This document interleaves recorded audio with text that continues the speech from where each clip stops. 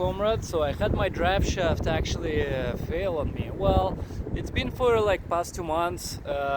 I've been hearing some whining noises underneath. I wasn't sure what it is until finally this week I went to transmission shop. They pinpointed it to be a drive shaft. I'm like, oh, because I thought maybe it's differential or maybe even transfer case. I thought it would get expensive. But so I got my drive shaft, took it to Pat's Driveline. By the way, these guys right here, Vancouver, these guys are the guys you go to for anything drive shafts. And yeah, they basically took it out. I've been driving without it for 2-3 days. Painted, renewed. Well, I've had this drive shaft for about, well, not this one, this is modified again, for about 3 years.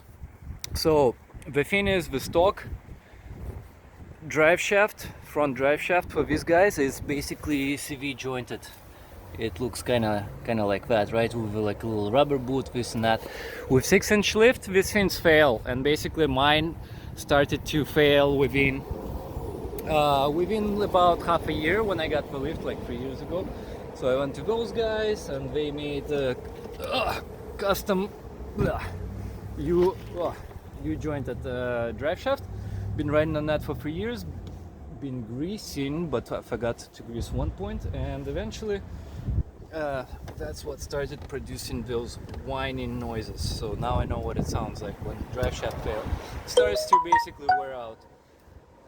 Yeah, I think I got the torque wrench here. They couldn't install it for me, didn't have time. So yeah, I think it's gonna be a one beer job, actually. Czech Bar, awesome beer. Yeah, I'm ready to go. Time to start doing it.